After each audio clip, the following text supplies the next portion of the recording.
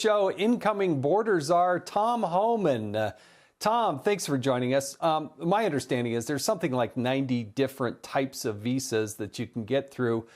Where do you think this H1B visa issue is going? And I think enforcement of these visas, when they expire, you got to go home, is going to be a big issue, right?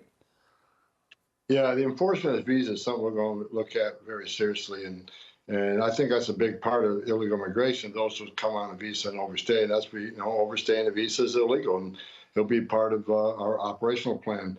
As far as H1B visas, the policies right now, I'm not going to get ahead of the president on this, but I can guarantee you one thing: when the president comes out in the immigration plan, it will be good.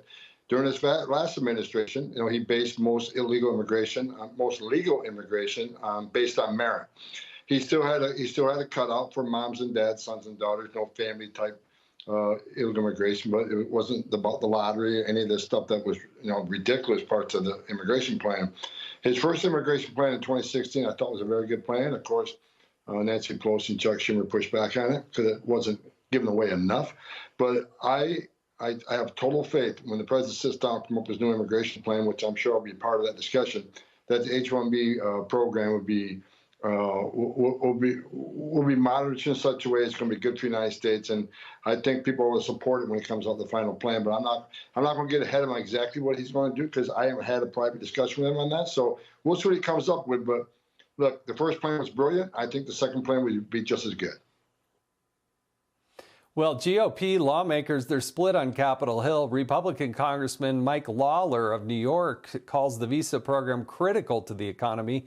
But Republican Senator Eric Schmidt says the visa system, it needs reform. Listen to this, what he has to say about it. I want to get your reaction, Tom.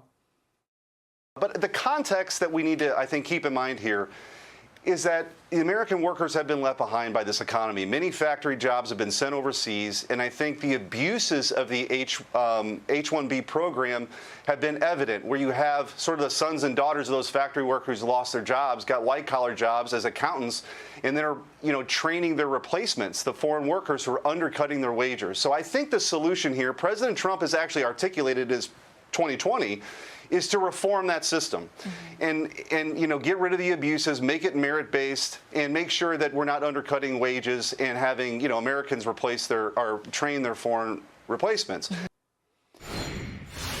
Tom, actually, you know what? Let's do this. I think the debate will go on. I think the job that ICE and you have is to actually enforce the visas so when they do expire that people actually leave the country, whether on a student visa, H-1B, or whatever else. But one of the things that caught my attention today, I really want to get your comment on. There, if you go to foxnews.com, they've got his story. 2 girls coming across the border, dropped off by coyotes, 9-year-old girl, 5-year-old girl, and a note with a city and a telephone number. They're just dropped off. Now, the Inspector General has said that there are more than 30,000 unaccompanied minors that have court dates that didn't show up for those court dates in the last 4 to 5 years. And we know there are hundreds of thousands of these unaccompanied minors that have come across the border. As you deal with the expulsion of people that are committing crimes and that are here illegally, how do you prioritize this? What do you do about literally the tens of thousands of unaccompanied minors that are now missing in the United States? Well, first of all, let me talk about the first subject. President Trump, I have all the confidence in the world. He's not leaving American workers behind at all. It's America first, and you can be promised on that, on the whole H-1B thing.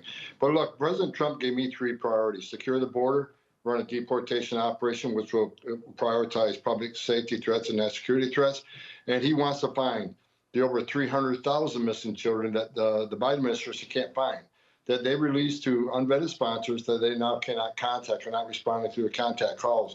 We need to find these children, and that's a priority for President Trump because we know, based on my 3.5 decades of experience in child trafficking, many of these children are in forced labor.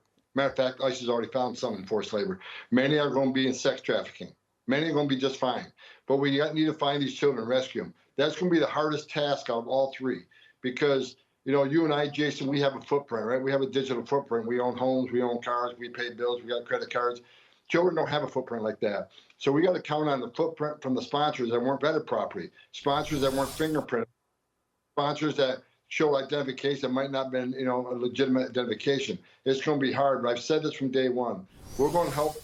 We got to count on American people to help us on this task. Because you're a parent, I'm a parent. I think every parent in this country has an innate ability to recognize when something isn't right with a child. So we're looking for them to speak up. There's a lot of private organizations out there that are concentrating on child trafficking. We want to partner with them. This is going to be an all-of-government approach and taking it up with American citizens and saving these children. It's a priority President Trump wants to do. It's going to be hard, but we're going to give everything we got to rescue these children. We'll deal with the immigration consequences later. Right now, we need to save these children because many of them are living a life of hell every day.